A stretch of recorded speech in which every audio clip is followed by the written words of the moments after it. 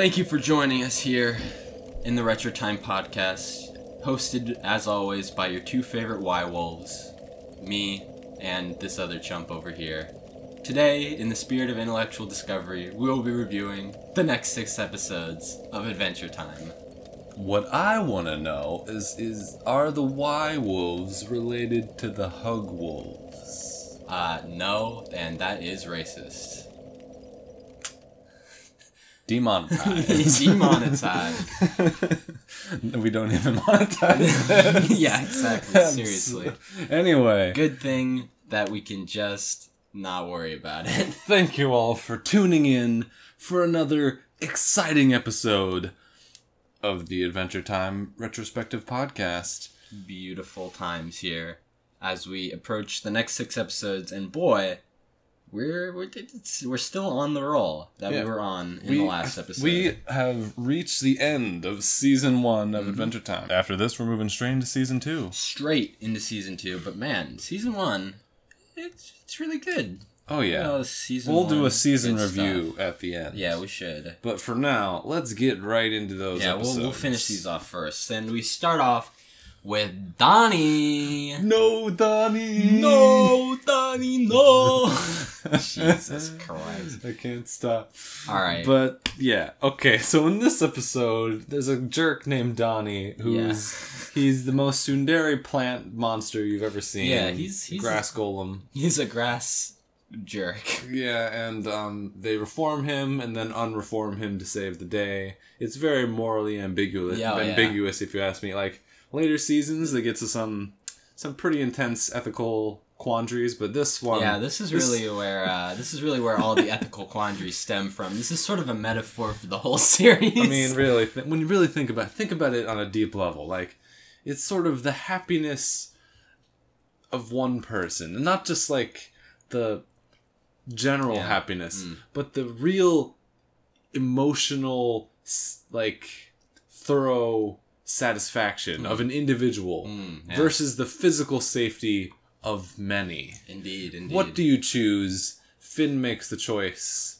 Finn chooses the good of the many over the good of the many over the good of the few here. Yes, indeed. Especially since the grass golem is a jerk and nobody really cares about the grass golem, but so it's fine. This is, it's a very deep episode. We get into some very deep topics. The Y-Wolves, very important characters here.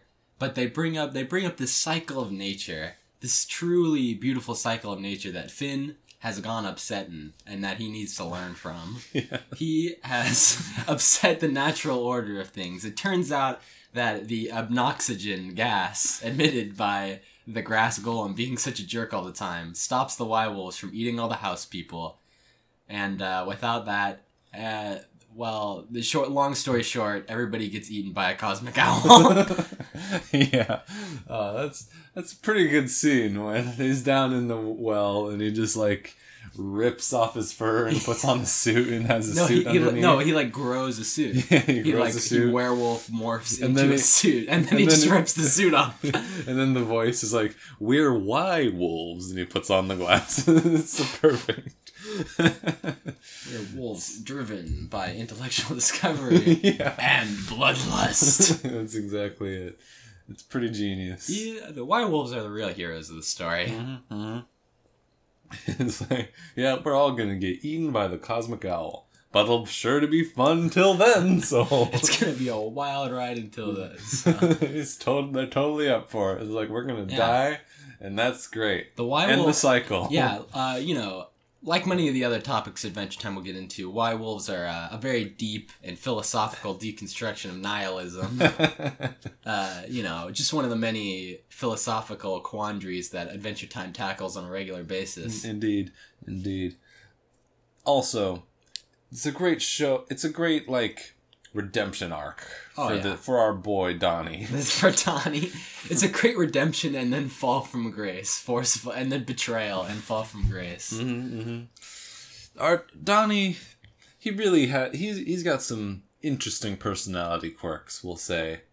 He's the ultimate Chad, though. Oh yeah, no one can ever stop him. Basically, what happens? The plot of this episode is that Donnie is an alpha male Chad who takes what he wants from the house people and doesn't take no for an answer. Then he is cucked by Jake into being a blue pill loser who is a complete doormat to everybody and anybody. And finally, after realizing their mistake, Finn finally red pills him back into the Chad that he once was. Yeah, Finn shows up. Finn shows up and gives Donnie the dark enlightenment back into his true nature. It's for the best. It's the natural order of things. Of course. The house people have to get memed on in order to survive. They just have to. That's the way it is. It sucks, but that's just the way it is. And Donnie has to be the one to do the memeing. Yeah, it's a really interesting kind of lesson, like, because you can sort of see how this would come into like a lesson for a child, like children don't really understand, like you can't save all the animals, like sorry you had to squish the bug, but sometimes you gotta squish a bug. Is Donnie the bug that got squashed? Yeah, Donnie's the bug that got squashed. Like, for the natural order of things to be maintained, sometimes things have to be done that are unpleasant. The lions must cull the herd for the herd to survive. Man, that's a pretty intense lesson for young children in this kids show. It is. I love it. It teaches that nature is kill or be killed, and that in the end the cosmic owl will swallow us all, and that's the most important lesson of all. That is very true, and I'm glad we could all learn this lesson together as a family. Well, that was a great episode. Yeah, funny. Let's get moving. We should probably be moving on to Henchmen by now, though. Henchmen, oh man, Henchmen. None other than Marceline. Back at it again with the second episode. Go Marceline. Continue in becoming the best character in the show. She's already the best character in the show. Now she's just here to rub it in everybody's face for the second time here. Yep. She's pretty great. Here with an even better episode than her last episode, I would say. Oh yeah, we get some deep lore. We get a real expansion on the character of Marceline. Indeed. We really get an understanding of what makes her tick. Not really, but yeah. So then Finn and Jake are having a good time, sliding on bones into bone piles, because that's what they do. Marceline decides she's gonna play a little prank, and ends up making Finn her henchman. Yeah.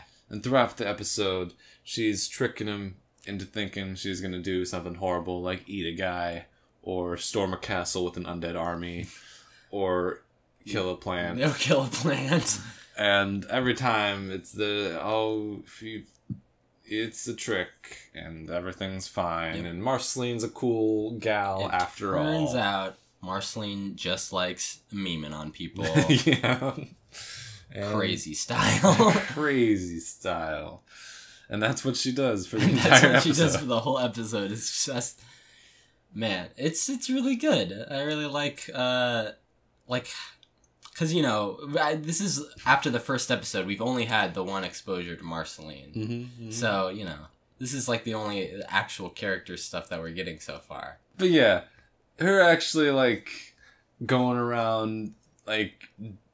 What is the question arises, what does Marceline do normally? She just, goes to parties. Goes to parties. Raises undead armies. Indeed. Drinks red. That's pretty much it. I mean, there's not much else to do, honestly. Yeah, she's an immortal vampire. She doesn't really need anything doing else. Her thing. Messing with us mortals. Yep. Being the queen. Yeah. And Jake goes on an emotional journey to confront his fear of vampire, or rather, the one vampire. Yeah, the one vampire. Which he conquers in the end. Beautiful. He defeats his fear and kills Marceline. Brutally, and just totally destroys her. And she never shows up ever again. Yeah, it's a real sad ending for this character. Sad times. All right, next episode. Next episode is Rainy Day Daydream. Oh. So the first thing that happens in the episode is the knife storm. Yes. Which is my new favorite thing. Actually, the first thing that happens in this episode is Finn writes on his arm that the first thing on his to-do list is to backflip off of a bridge until it splits.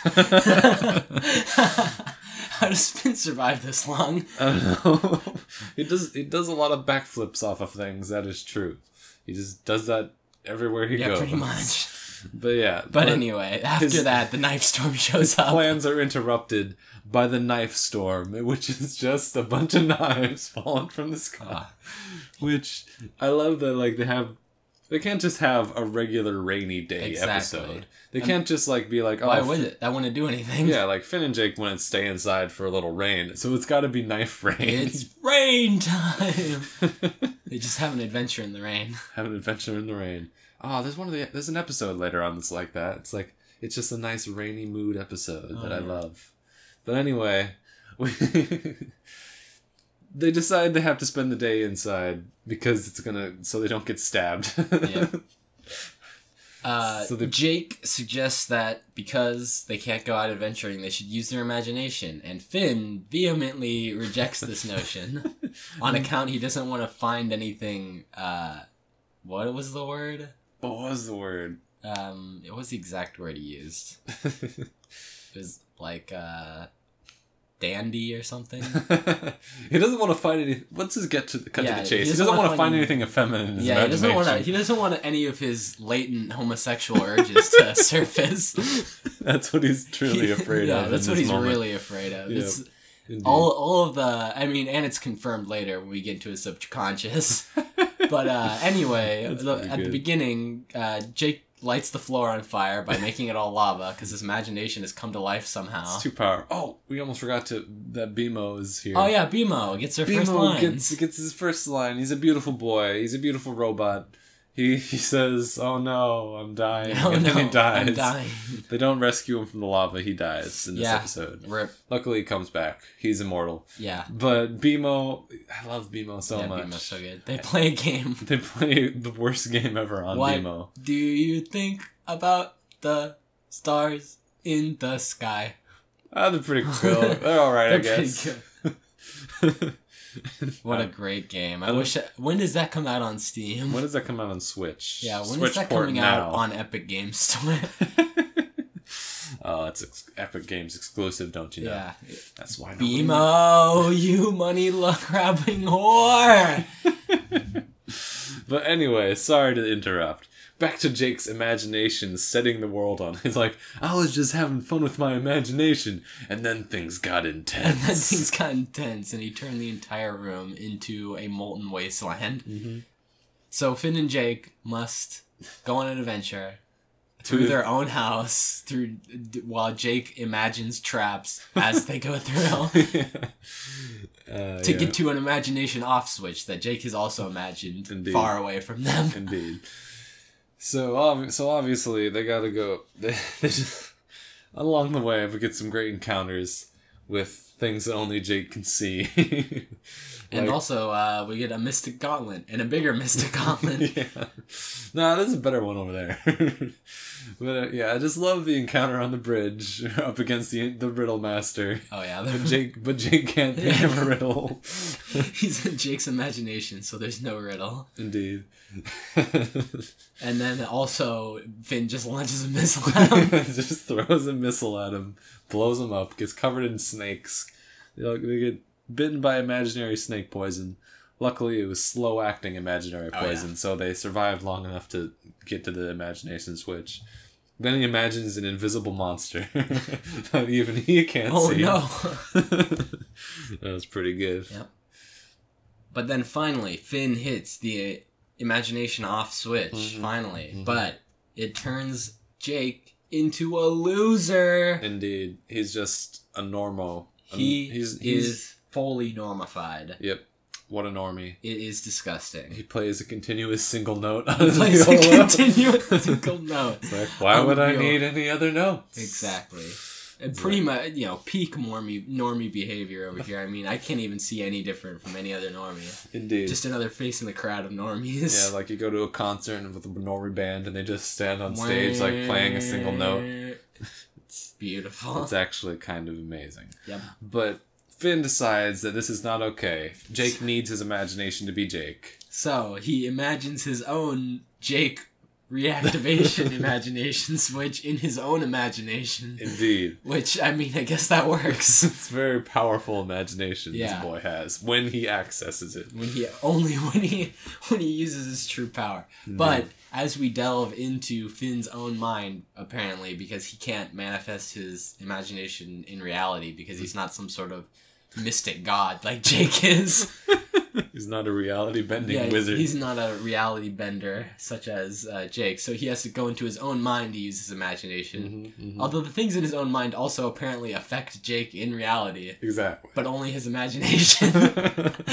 There's a whole different branch. This is we're getting very meta right now into the imaginosphere. I'm just gonna imagine, if you will, that there's a whole branch of theoretical physics devoted to imagination physics and how they interact with other imaginations. Like, there are certain imagination physics that affect reality, but other imaginations have the power to affect other imaginations. Exactly, yeah. So I'm just going to pretend like there's a very complicated scientific explanation. In fact, I think we're going to found this scientific, I don't know what to call it, foundation. Also... Finn, in his imagination, is assailed by his inner demons, which include a prancing dandy playing a lute and slapping his ass.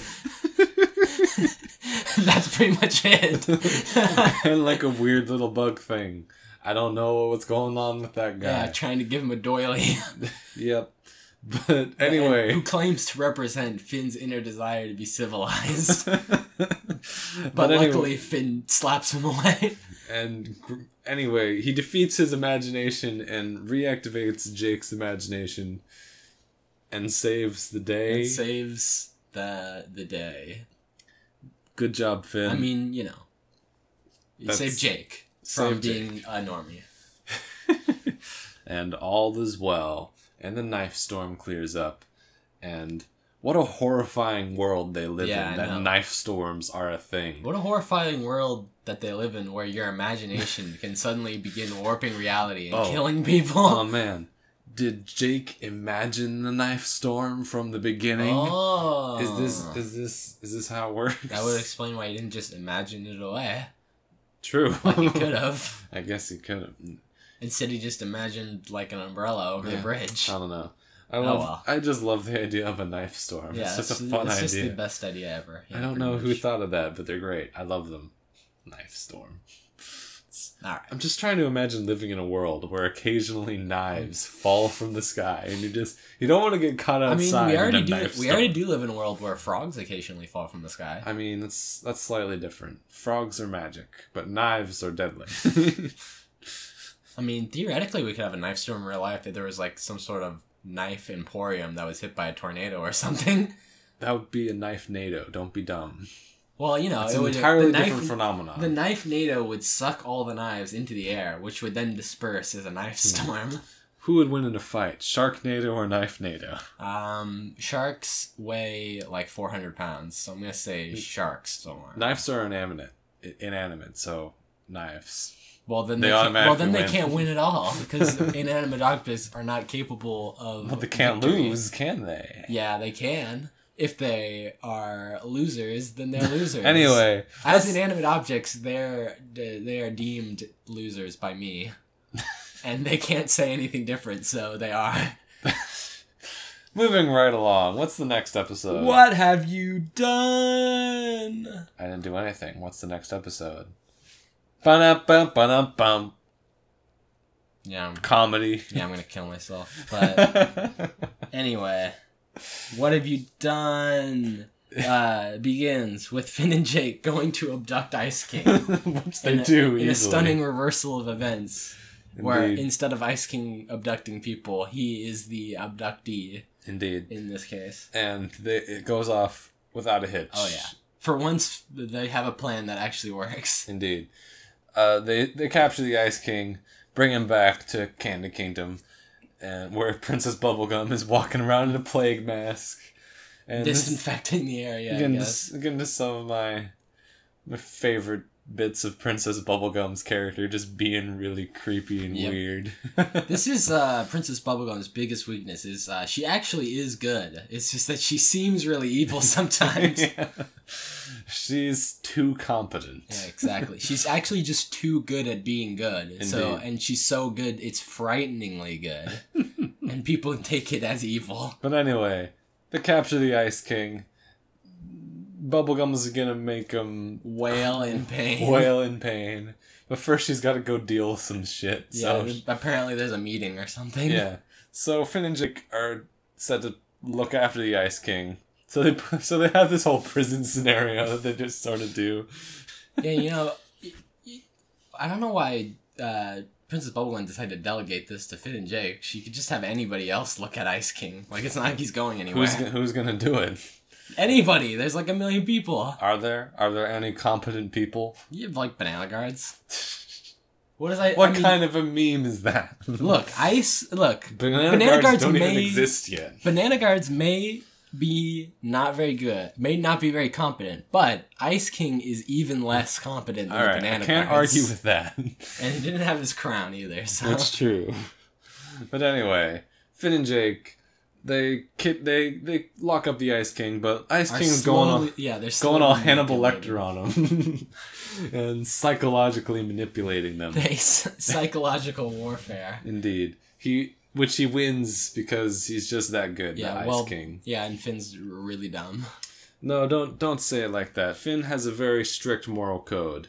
And that moral code subsists of, I can't do anything to anyone who hasn't done anything bad recently. Yeah. I'm guessing the logic is that every time Ice King does something bad, the retribution is like a beating, a severe beating. So, like, if he hasn't done anything bad, then he deserves no retribution because he's already gotten his retribution. Yep. The interesting thing in this case is that the logic doesn't actually hold up because the Ice King fluffed his beard fluff all over the ice citizens and froze them. Well, Finn didn't know that at the time. Yeah, well...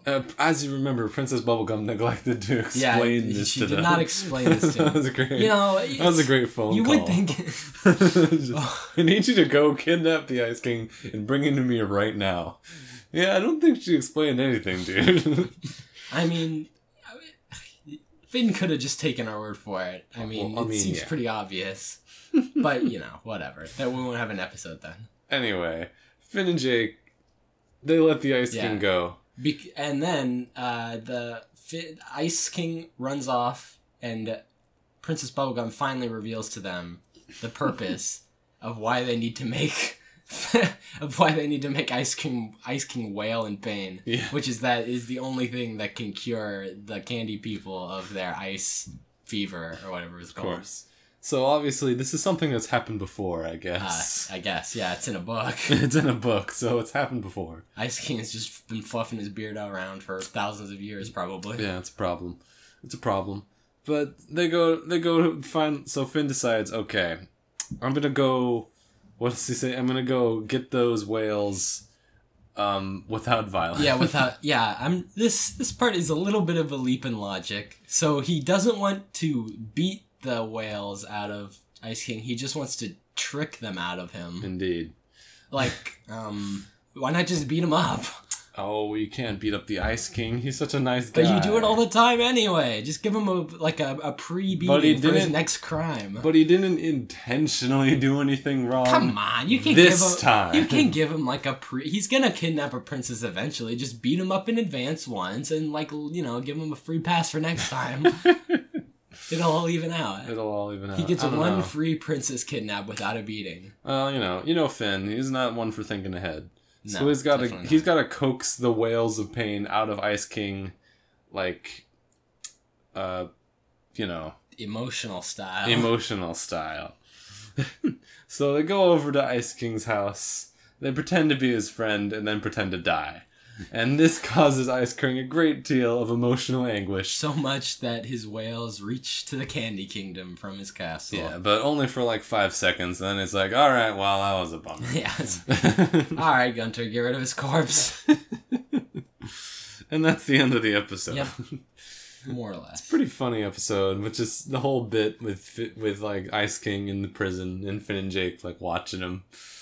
Psychological torch. Why don't you guys give me my crown and I'll make the bars for you? It's like, okay. It's like, no, Jake, he's tricking us. It's just like, no, Jake, this is a trap. Always on the lookout. It's like, what? Eagle eyes over here. Yeah, but this is making me... I'm looking forward to when we get into some more in-depth Princess Bubblegum episodes. Oh, yeah, definitely. Because she's still very much a minor character in the show.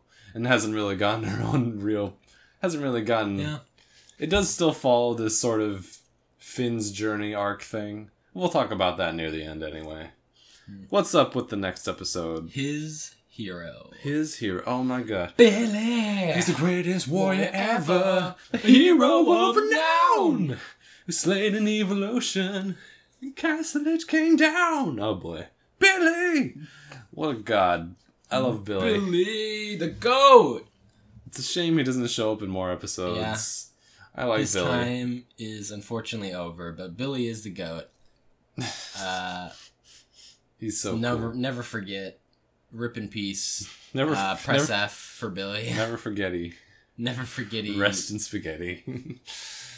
Anyway, Finn and Jake are out adventuring and saving people as usual, and they encounter Billy, the greatest hero ever. They encounter Billy's ancient crack. Yeah, and they find him just sort of sitting in there, which apparently he just does. Yeah, Billy, in his old age, spends his time sitting in a mountain, surrounded by gold and wealth, doing nothing. Yeah.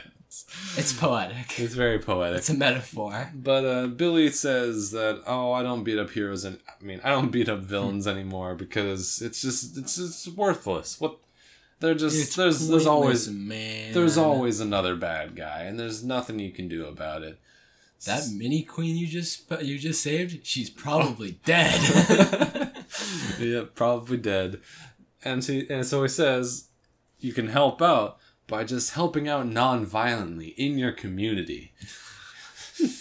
Which, is not actually bad advice at all. I mean, it's not horrible advice in real life, yeah. It is kind of funny that we got in real life, if you help people with violence, you're probably a vigilante. It's pretty cool, but... So Finn goes and he's gonna try to non-violently help some people. There's a guy being chased by a dragon, and he's like, is there anything else I can help you with? So he makes the guy lunch. So he's like, I'm a little hungry. He's like, okay, we're gonna go make you some food. While he gets attacked by a dragon.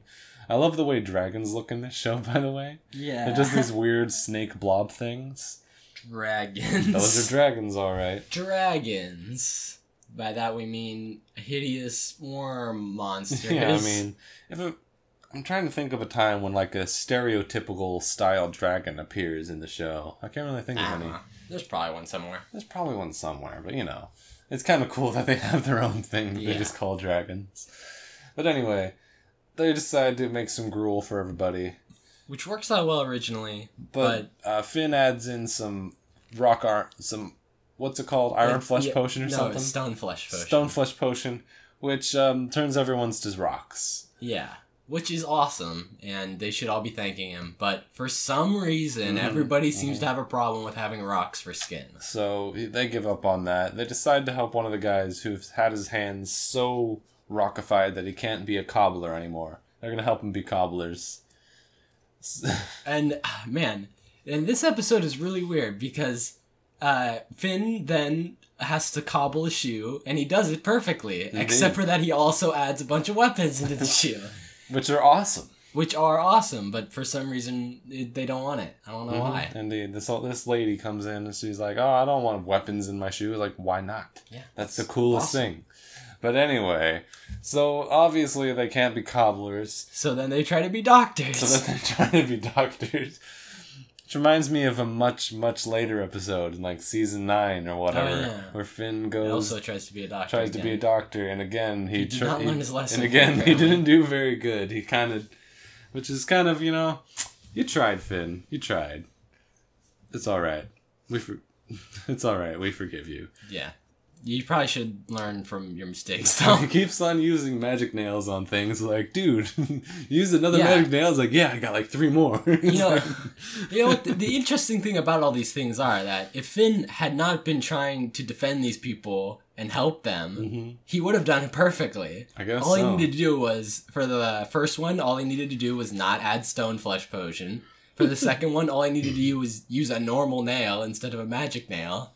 And also for the third one, Lumpy Space Princess was completely happy with it until she turned into a mech. I think Lumpy Space Princess just needed to die is the thing that needed to happen there. Yeah. That would have solved the problem. But anyway, Finn and Jake, Finn just can't get with this whole non-violently helping people thing. And then suddenly a monster shows up and he's gonna grind up this old lady. And Finn's like, I can't let that happen. I gotta think of a non-violent solution. And then he beats him up because he couldn't think of a non-violent solution. He couldn't think of a non-violent solution. It's like, I couldn't think But then he realizes, thanks to his violent solution, one old lady is now not ground up. Indeed. And so they go back to Billy and say, Billy, I saved lives with violence. And he's like, oh, that old lady's probably dead. It's like, no, she's not. We brought her with us. And this opens Billy's eyes back up. It's like, oh. Wait, she's alive? Oh. Indeed. And Billy realizes that violence is great. Yeah. Everybody needs to do it all the time to protect people. Exactly. That's the way the world is. It's kill or be killed in this world of Adventure Time. Billy finally realizes that the only thing that can stop a bad guy with a gun is a good guy with a gun. Finally, Adventure Time giving us some real politics from real America over here. Did you ever watch that show OK Ko? I never watched the whole thing. I just watched some clips of it. Oh, there's literally an episode of the show that is not even disguised. It is a gun control episode. Yeah. Super political gun control episode.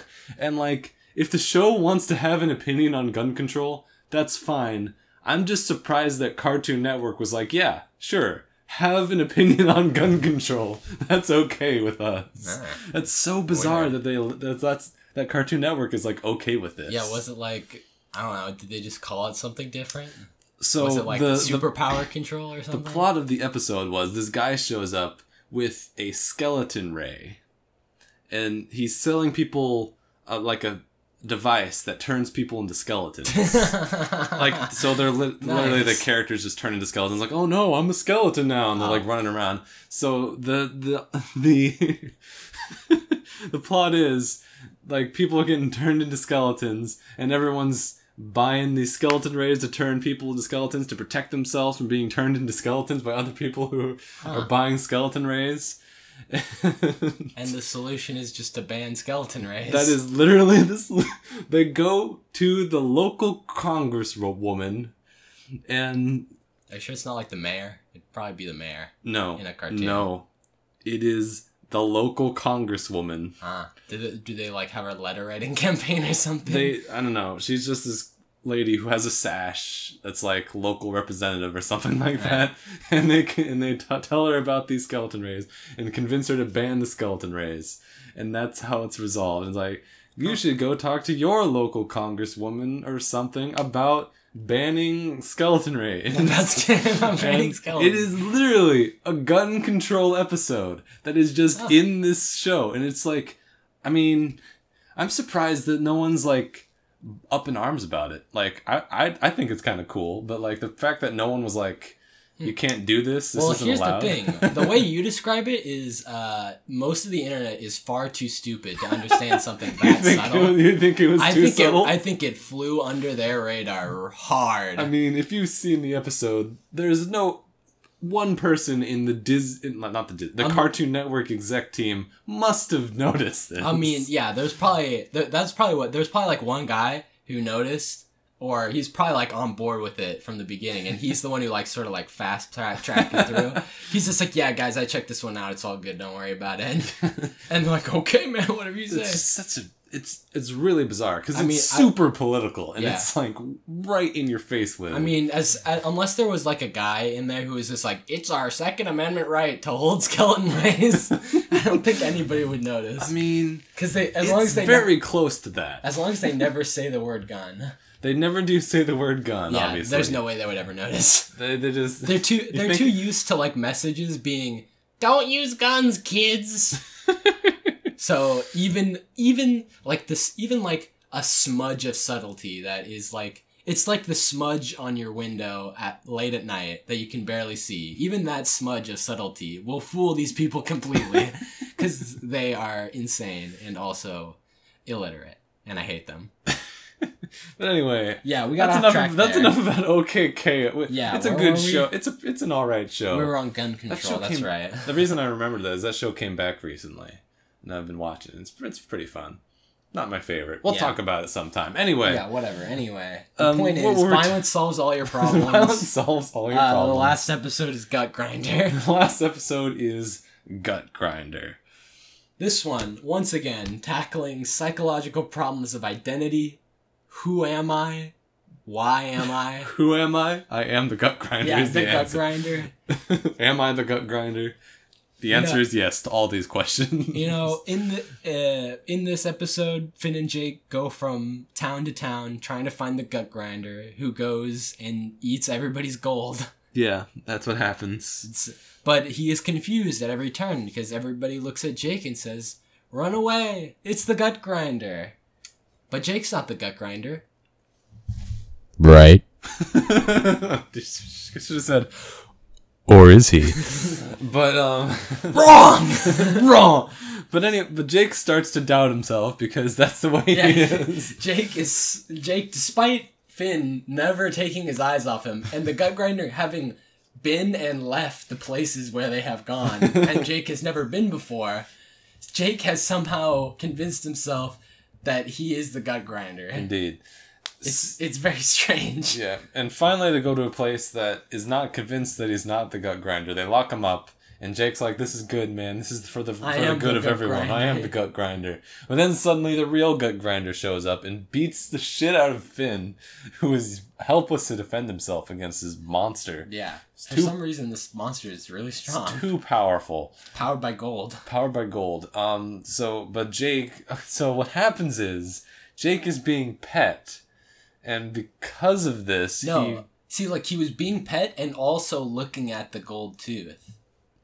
So it triggered his Gut Grinder. Yeah, Jake becomes the Gut Grinder. Jake becomes the Gut Grinder. He unlocks the inner Gut Grinder. Indeed. And as it turns out, the Gut Grinder doesn't even exist. Yeah, he beats up the Gut Grinder. Which is actually a costume worn by one of the spiky people. Yeah, by the mayor's wife or something. The mayor's wife. Jake's about to go, become the real Gut Grinder and, be an unstoppable beast that cannot be killed by anybody because he's Jake. Luckily, Finn manages to stop him by reminding him of how much he sucks at viola. Yeah. And how much he hates Finn playing his viola. And that saves the day. But it turns out the mayor's wife was the Gut Grinder all along. The mayor's wife just wanted all that gold. Yeah, just wanted to buy stuff. I don't know what the spiky people would buy. They don't wear clothes, and they live in spikes. That's just the way it is. Do they just buy more spikes? Yes. But they buy spiky, the spike extensions. Yeah. This episode is weird, man. I don't know. We get 3 very, very odd towns that we pass through. Yeah, you got the soft people town, the square people town, and the spike people town. Yeah. And they're all bizarre in a weird... I don't even know how to describe it. It's really good how in this show there's always just more random civilians to save. They're never the same random civilians. I like that. I like that it's just and it's not even, none of these characters appeared in the Billy episode where they're in a different town that was just somewhere. Yeah, in a different town, helping out some different weird race of people. Yeah. Everyone's a completely different species. Yeah, it's not even there's no... Who are these people? Yeah. They're just the spike people. Yeah, don't worry about it. We don't need to explain it to you. The spike people need their gold back, and so do the soft people and the square people. Luckily, gold transcends all boundaries, apparently. That is true. Everybody goes with gold. Although, the soft people just dancing around it, apparently. That's what they do. We never find Everyone has their own purpose for the gold. We never find out what the square people do with their gold. Well, those are... You can make computer chips out of gold. You can? Yeah. There's gold as a component in computers. Cool. Yeah. It's, really conductive. But what does that have to do with squares? They're like computer people. They're just square people. I don't see anything. You don't see the fact that they have they're made out of pixels and stuff. And they talk in robot voices? Don't be stupid. They're square people. If they were computer people, it would explicitly say so. It Don't does. you think? It does by the fact that they have a floating pixel above their head and they speak in robot voices. I don't know what you're talking about. Yeah, okay, whatever. They're It's just- clearly that was far too subtle for him to They're the grasp. square people, and if you're trying to tell me anything different, I will shoot you with my gun. But anyway, I think you mean Skeleton Ray, but that is I want to go watch that the episode. It's last so weird. episode. That was the last episode of season 1, and boy oh boy, what a season it is. What a season where it all began. I'm trying to imagine, like, I imagine that this season was probably completed all at once and shown to somebody before it aired. And they were like, What? yeah, go ahead. This is the season, this is what the show we're putting on our network now. It's Adventure Time. It's absolute insanity. It's all about violence and killing people as much as possible. Yeah. And it's awesome, and I love it. I mean, to be fair, it does have some very marketable aspects to it. Indeed. Like an amazing Which I magical don't dog. necessarily mean as a negative or anything, but it is worth noting that I can see how they sold this. Yeah. They were selling those fin hats day one, Yeah, baby. day Fin hats one. and backpacks day Fin one. hats, fin backpacks, day -1. Indeed. And Card Wars. Card Wars. But that's later. That's So, later. The point being that, yeah, Yeah, this it's is very... They got away with a lot of stuff here. Yeah, and, like, it is important to say that, like, this is the kind of weird... Some of this stuff is the kind of weird stuff that you just can't get away with in you couldn't get away with in cartoons at this point. It just had, like, some weird... Like, even some of the words they use are, like, words that they could not have gotten away with. Like, exactly. literally, the word sexy was, like, a word that definitely not the word sexy. you couldn't use in cartoons. But, not like, the S word. yeah, but, like, you got Tree Trunks being like, "Oh, I'm a sexy elephant," and that's what nobody knows what's going on with that. Nope. And it all sprung from the ridiculous mind of Pendleton Ward creating this amazing world. Yeah, it really helps with the, I don't know, like the timing of the dialogue and the feeling of naturality in the speaking, to have them say, like, whatever words, to have them not be constrained to certain words. I feel like without the use of certain words, I feel like the personalities wouldn't be communicated as well. Yeah, with they do. With Jake and Finn especially. Yeah, and though we look at these sort of early versions of the characters and think about later versions of the characters, and, like, they are very different in a lot of ways because, you know, different writers, different people join the project, leave the project, and it changes the show. But, like, you can see the foundation of everything, like, all in this season, really. Like, it's all there. Like, they have the whole Ice King being kind of more of a sad, lonely guy than, like, a real villain.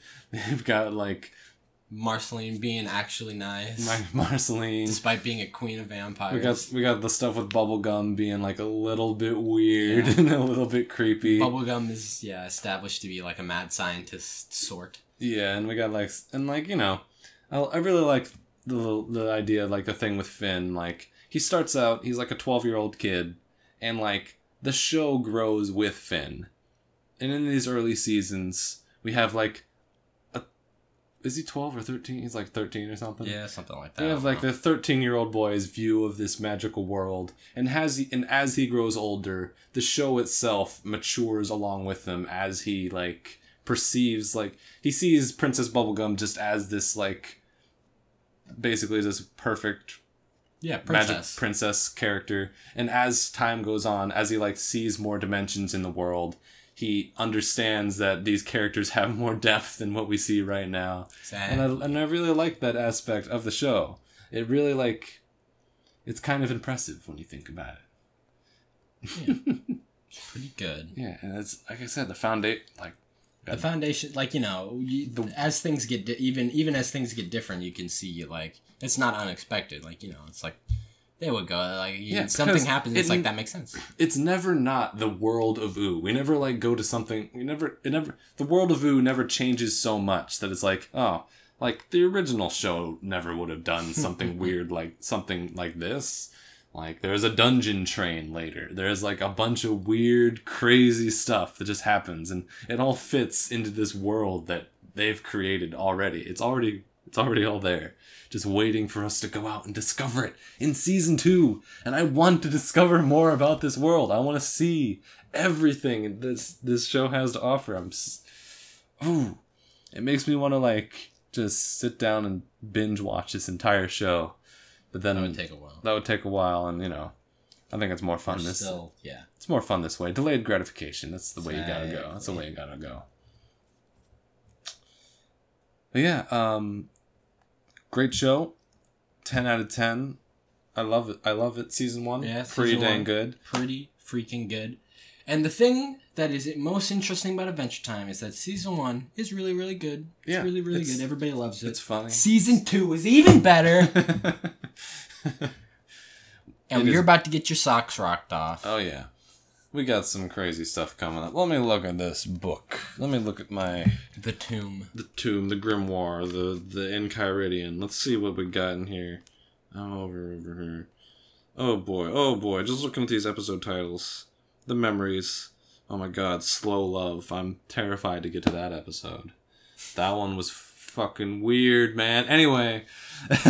Where's that one where Princess Bubblegum artificially creates a god and then has to artificially create a new god to keep that old god in check? That's not for a while, I don't think, but that was a great episode. That was a really great episode. I love that one. That's so good. I love it. It's a story of how Icarus flies too close to the sun and then constructs a new pair of wings on his way down. I really love it. Exactly. Oh. We get to some... Well, we'll get to that soon, everybody. Yeah, thank you all for tuning in. Thanks for tuning in and sticking with us. Yeah. Hope you enjoyed all the hard work I put into that little thing last time, the animation at the beginning last time. You better have. Because that took way longer than it should have. I shouldn't do that ever again. It takes too long. But anyway. Yep, that's all I gotta say, so... Me too. Get out of here. Get out of our house! Or I'll kill you.